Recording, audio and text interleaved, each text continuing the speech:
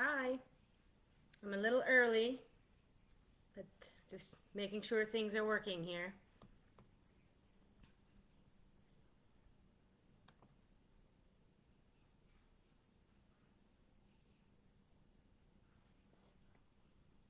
Okay. Good morning. My name is Ginette Boudreau. I am the Health Promotion Specialist here at 14 Wing Greenwood. And today I'm going to talk to you about nutrition before, during, and after exercise. So this is a program that we teach in our Top Fuel, Top Performance course to our military members. And so just to let you know that this is strengthening the forces material is not to be distributed for sales and stuff like that. So yeah, thank you. So we're going to get started. Like I mentioned, we're going to talk about nutrition, what to eat before and during and after exercise. The way we look at athletes and military people is that they're athletes in uniform. The concept is very similar to a professional level athlete. You can improve your performance by eating nutrients-dense foods at regular intervals throughout the day and by selecting the appropriate fluid and fuel before, during, and after your physical activity. As military personnel, you are faced with requirements to be focused and alert, to train for fitness standards, or to perform a physically demanding military exercise or mission. Okay? So the concept of equating CAF personnel to top-notch athletes makes a lot of sense. However, it's important to know that athletes have a deadline, have a goal, where military personnel may not know when they are required to perform. So allowing them to be focused on a fitness schedule and that allows them to rest appropriately and tapering a nutrition plan that supports the training, body composition, goals, and recovery. So as I mentioned before in a previous webinar, Nutrients Daily Foundation, there's 6 essential nutrients. Water, which is often the forgotten nutrient, your carbohydrates, your protein, fat, minerals, and vitamins. Okay? So water is listed first because we need more water than any other nutrients. The human body is made up about 60% of water. Muscle is approximately 75% water, and fat is about 28%. We tend to take water for granted and forget how important it is for normal body function. Carbohydrate, protein, and fat are nutrients that can be used as energy, and we need them in large amounts. Vitamins and minerals are needed in very small amounts and do not provide energy. So before we exercise, the goal is to prevent dehydration, provide energy, and prevent hunger during exercise. The human body has a high water content, and their body works best when fluid levels are high. Fluid and carbohydrate-rich foods are the main focus for the exercise. The length of time between your meal and your physical workout will determine how much and which foods you need to choose. Also, your individual tolerance plays a factor in this. The goal of proper fueling before exercise, as I mentioned, are prevent dehydration, provide energy, and to prevent hunger during your workout. A general rule of thumb is that the more time you have before exercising, the more food you can consume. So good hydration equals good performance, top performance. Make sure you're drinking at least 2 liters of fluids a day, whether it's water, milk, juice, coffee. It all accumulates to water. It doesn't have to be water. However, water should be your choice, your drink of choice most of the time. And if you notice that your urine color is dark and smelly, then that's a good indication that you're dehydrated. You want your urine color to be pale and light. Okay? So drink plenty of fluid to maintain weight and adequate urine output.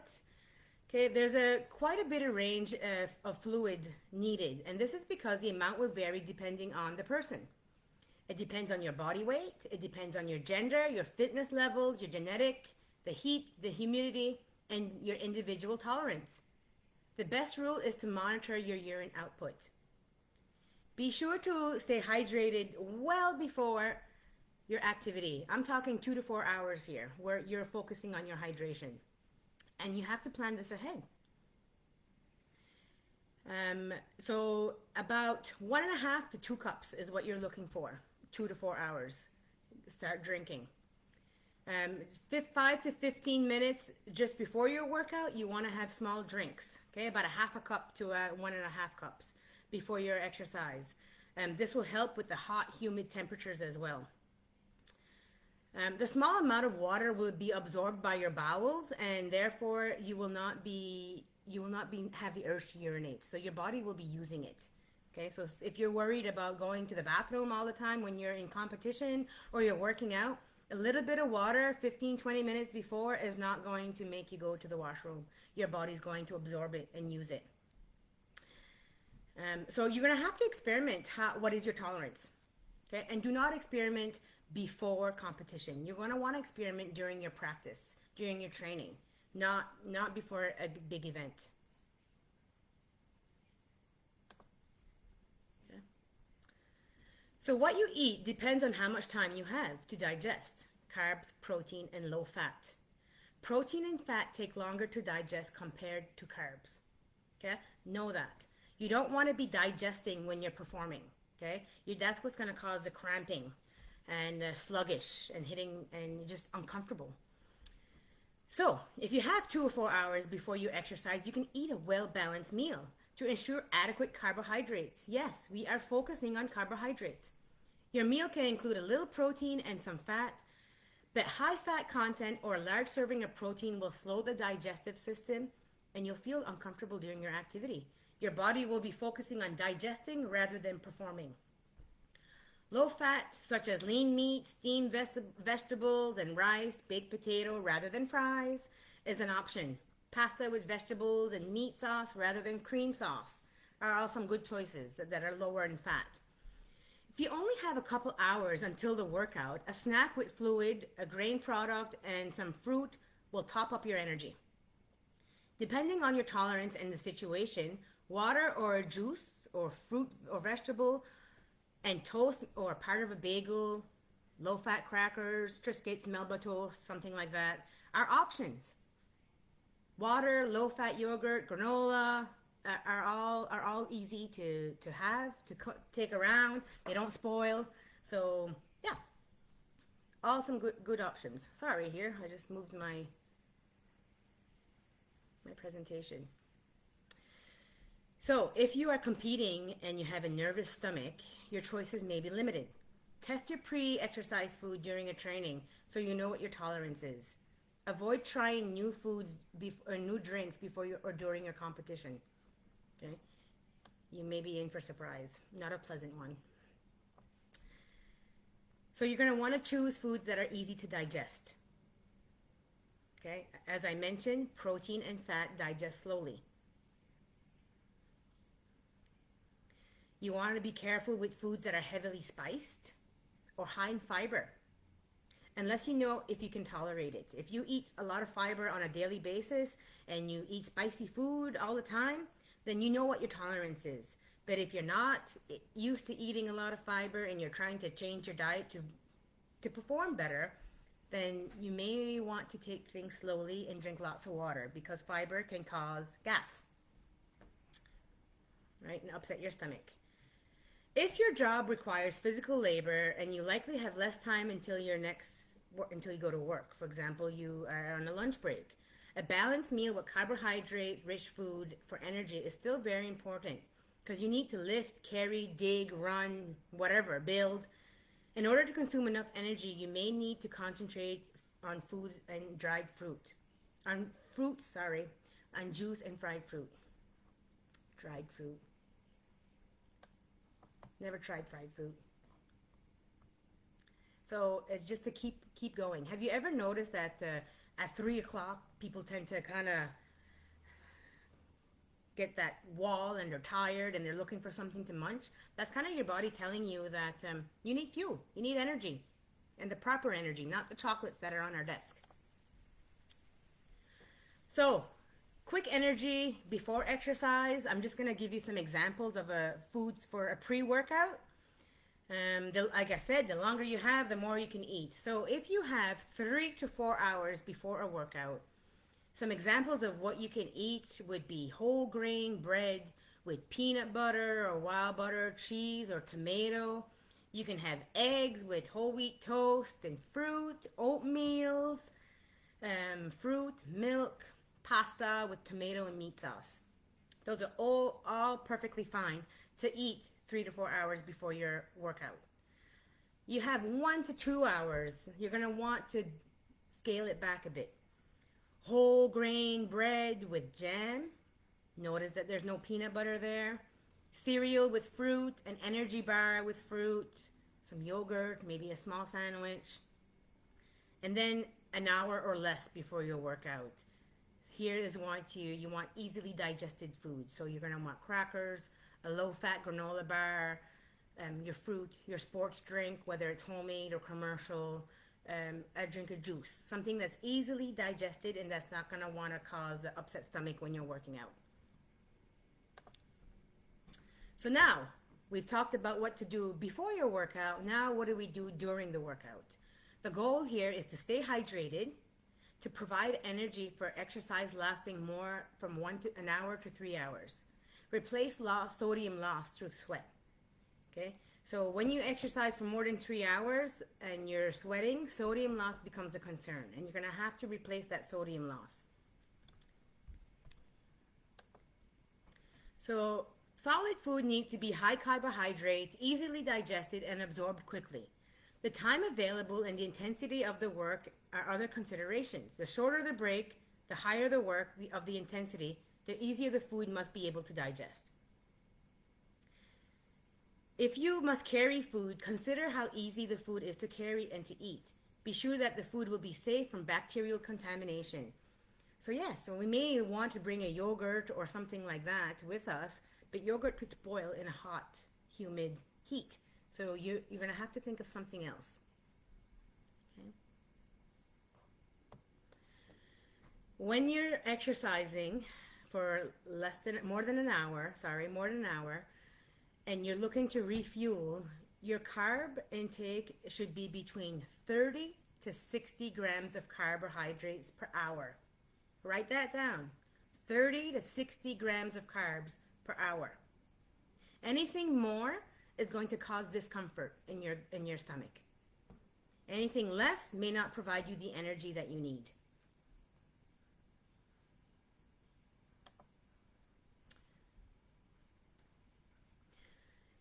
If you're working out for less than an hour, you don't need to fuel up. Water is more than enough. You just need to replace your sweat loss. Okay? Stay hydrated is a main concern if you're working out less than an hour. So you don't need your sports drink. You don't need your carbohydrates. Water is fine. For exercise, high intensity exercise lasting more than an hour, fluid is the main concern. The amount of fluid will be required will depend on factors such as, like I mentioned, your humidity, your body weight, your fitness level, how much you sweat, your genetics. During exercise, the recommendation is to drink a half a cup to a cup every 15 to 20 minutes. This is about 0.4 to 0.8 liters per hour. Because sweat rate variations from person to person, the recommendation is huge, is wide, right? So it depends. If you are a person who sweats a lot, you're going to need to drink more. If you don't sweat, then you'll still need to drink to replace, to stay hydrated, but you may not need as much. Okay. Ways to make sure that you stay hydrated is carry your water bottle with you everywhere you go. Have water on hand. If you exercise longer than an hour, going up to 3 hours, you're going to need a source of carbohydrate to help keep those energy levels high. It could be a diluted juice, it could be a sports drink, or it could be food. Okay? But too much carbohydrate can slow the fluid absorption, like I mentioned. 4 to 8% carbohydrate has been shown to be the concentration where water and carbohydrate enter the bloodstream quickly. If there's too much carbohydrate in a drink or in a food, the water is drawn from your body into the digestive tract to dilute the carbohydrates and to allow the absorption. However, this can cause dehydration. For extended training sessions for several hours, let's say tournament or 9 Megamin or Ironman, solid food may be consumed during the rest of the break between training and sessions.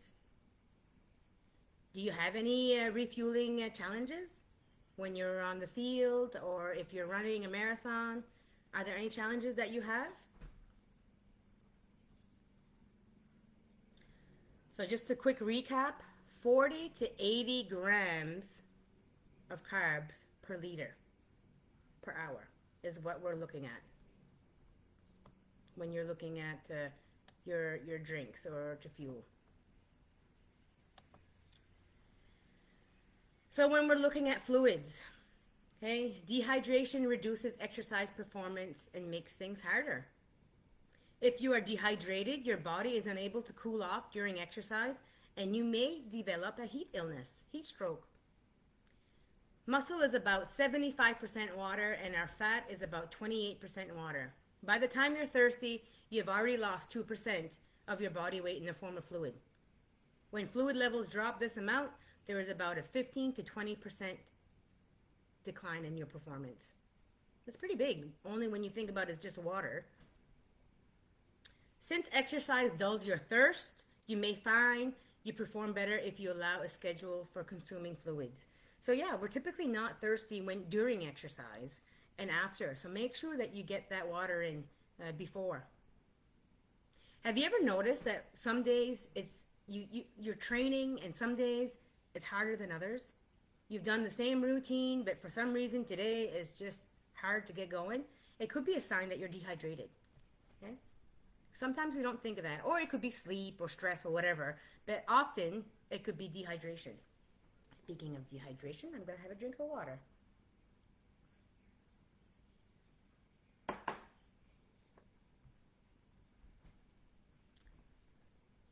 So can you tell me signs of dehydration? We've talked about it before. So decreased frequency of urination, rapid heart rate, prolonged muscle soreness, tired, no energy, muscle cramps, and your dark, strong, yellow smelling urine. So whether you're selecting foods like grain products, sandwiches, fruit, juice, yogurts, whatever, your main concern is high carbohydrate without much fat. Because fat slows the digestion, look at products with 3 grams of fat or less per 30 gram serving. 3 grams of fat or less per 30 gram of servings for a grain product when you are looking to make a choice during exercise. Look for something that tastes good. Some cereal bars or some many whole foods taste better and are much cheaper than designed sports gels, bars and gels. Okay.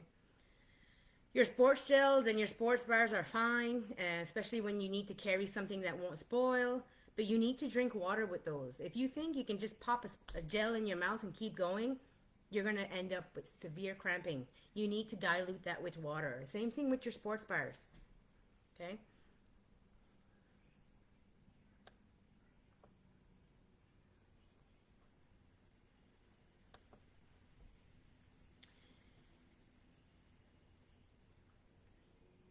Are you going to work out to stay healthy, or are you training for a high level of qualification, a competition, training, event, whatever?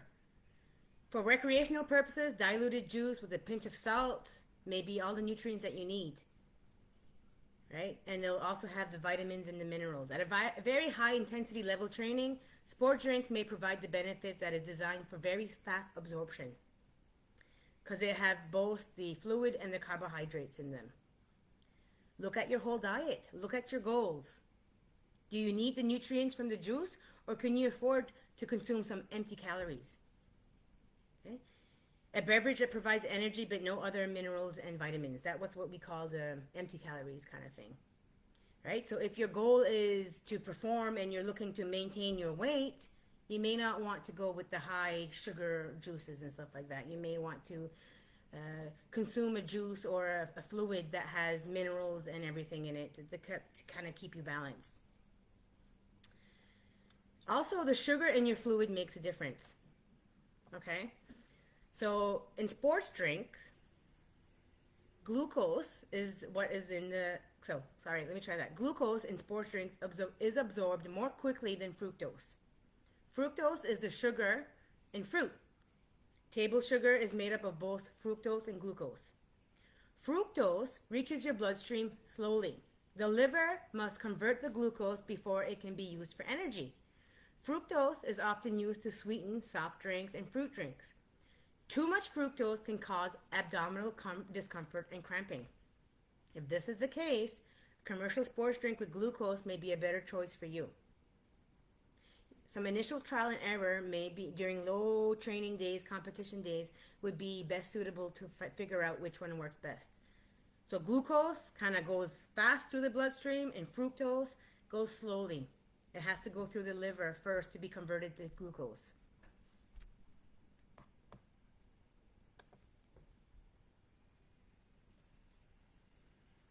Okay. So some examples of energy boosting snacks that you can have during your exercise could be pretzels, it could be a tomato juice, it could be a homemade or a commercial sports drink, energy bar, trail mix, some sandwiches with peanut butter and jam, dried fruit, right? Figs, granola bars, dry cereal. There's all kinds of options there. It all depends on what your preference is. Exercise lasting longer than 3 hours. So most Canadians already consume twice the amount of salt that we need. If you exercise less than 3 hours, then generally no, you don't need to add special salt for balancing. You have enough salt within your diet. But if you are exercising longer than 3 hours, then sodium needs to be part of your during the exercise fuel. And we're talking about 500 to 700 milligrams, which is about a quarter teaspoon of sodium in your fluid. Sodium also improves the taste of overall fluid intake and improves the chance of proper hydration. Okay? Especially if you are someone who does not eat a lot of salt. Okay? So most Canadians have too much salt already, but there are some people who choose not to consume salt. And if you are one of those people, this will be very important to add some salt into your fluid during your exercise if you are working out longer than 3 hours.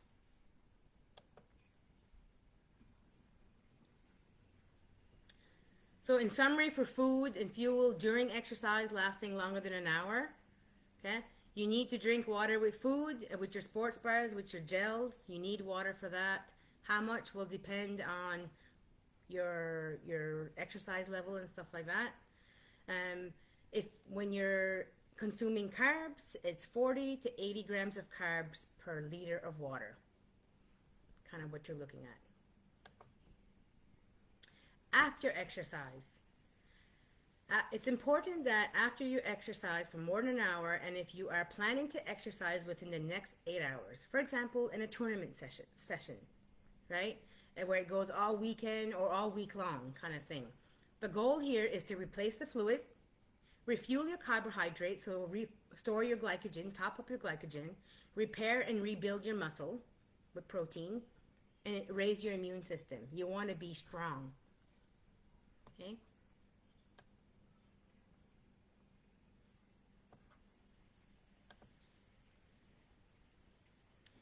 So steps for refueling is the first thing you want to do is fluid.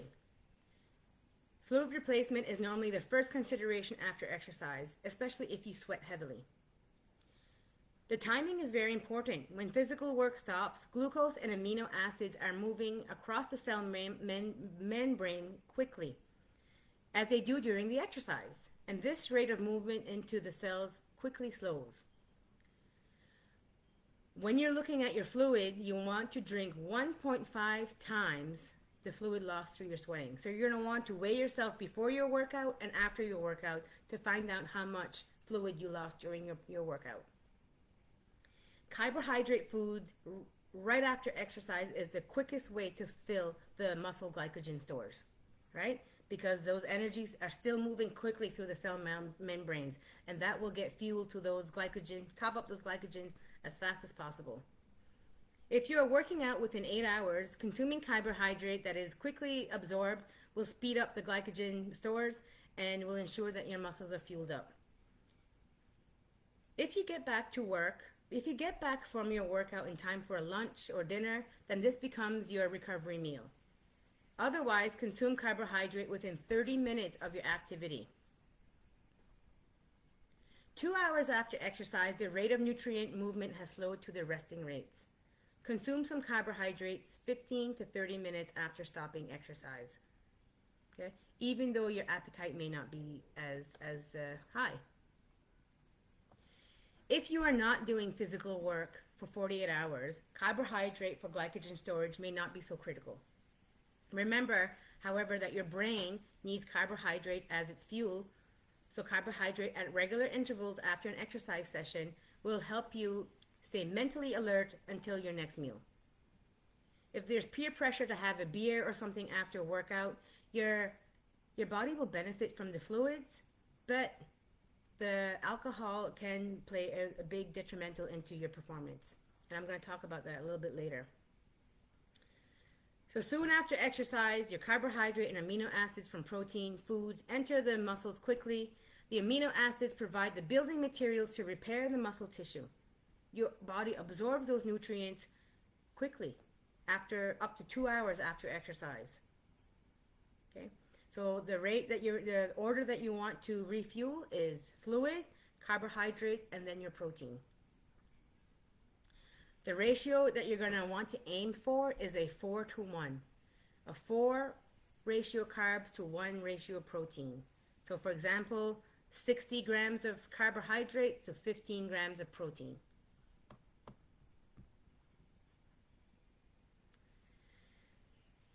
So aim for a 30 to 60 carbohydrates per hour during exercise if it's lasting more than an hour, and 60 to 90 grams of carbohydrates after your exercise.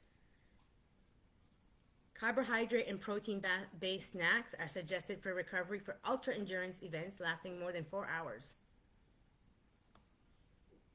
Okay, so 30 to 60 grams of carbohydrates during exercise and 60 to 90 grams of carbohydrates after exercise.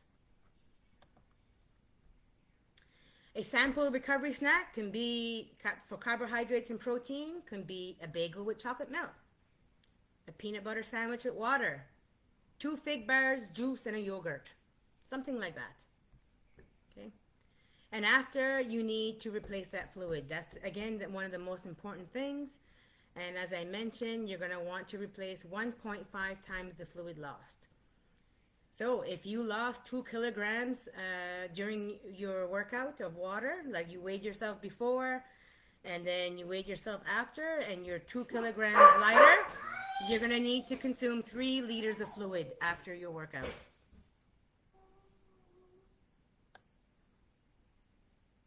Sorry, my dog's barking.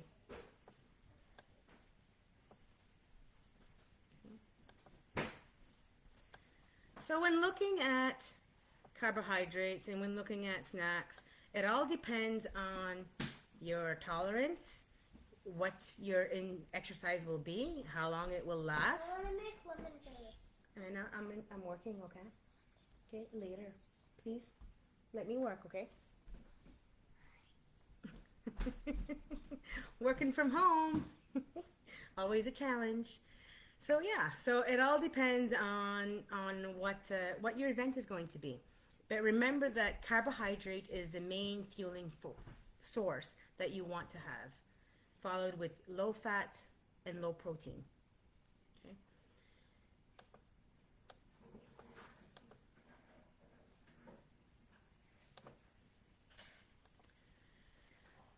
So research shows that drinking to intoxication can negate as such as 14 days of training effects. So drinking can impact your exercise, your training, drinking alcohol, 14 days after. Training hormones are diminished up to 96 hours following alcohol consumption. Drinking alcohol after training negates the training effects and is associated with residual effects of a hangover can reduce the athlete's performance by 11.4%. I know we all like to go and have a celebratory drink after we play a game or hockey or softball or whatever it may be, or even a training triathlon. But just remember, if you are drinking after every practice, every game, it's having an impact on your performance. Okay? It's dehydrating you. Okay? It's detoxified by the liver, which impairs the food recovery interaction. It decreases the glycogen recovery. It decreases the soft tissue recovery. It decreases the absorption of vitamins and minerals. It's high in calories. Impairs the overall performance. Right? So there's all kinds of negative things when we're drinking alcohol. Anna, I need you to stop. So, advice for top performance: follow the low risk drinking guidelines. Okay, 0 to 3 drinks for men and 0 to 2 drinks for women. Limit your alcohol use before, during, and after exercise, and rehydrate appropriately with your fluids, with water, juice, sport drinks, rather than a beer. When you're looking at buying snacks for your event, you're looking at something that has a quick thing that you want to remember is 2 grams of saturated fats or trans fat or less, or a total 3 grams of fat or less. And then that's kind of what you want to look for. In a general concept, if for snacks and you're looking for healthy snacks, you want something that's got fiber, 4 grams of fiber or more, 5 grams of sugar or less, or 200 milligrams of sodium or less. Right? So the snacks, the cereals, the snacks, the breads, everything that we kind of have, they all they vary in these things. And when we look at something, we think it may be healthy, but then we look at the serving size, and the serving size is not much compared to what you would normally consume. Where to find more information? So if you're interested in finding more information, you can go to the NSF International, so nsf.org, Gatorade Sports Science Institute, Coaching Association of Canada, Dietitians of Canada, Medline Plus, and Consumer Lab. I'll post these on the website afterwards. So I want to thank you for your time. This was a short session today. On Monday, I'm going to give you a demonstration on how to create your own sport drink at home. So if you're one that doesn't want to spend money on the consumer sports drinks, or you want to try something different, so I'm going to show you how to make a sports drink from home. And also next week will be Lisa is up on Thursday. I am not sure what her topic is yet, but it will be advertised here shortly. So thank you for tuning in. If you have any questions, please feel free to reach out. 14wing Health HP Specialist at gmail.com. I'm here to answer questions. And if there's any topics that you want to hear from us, to see from us, let us know. We're open for suggestions. Thank you for tuning in. It's a beautiful day out there. I hope you get to enjoy some sun with your family, gardening, whatever it may be. Take care, hang in there, and I hope you learned something new today. Bye.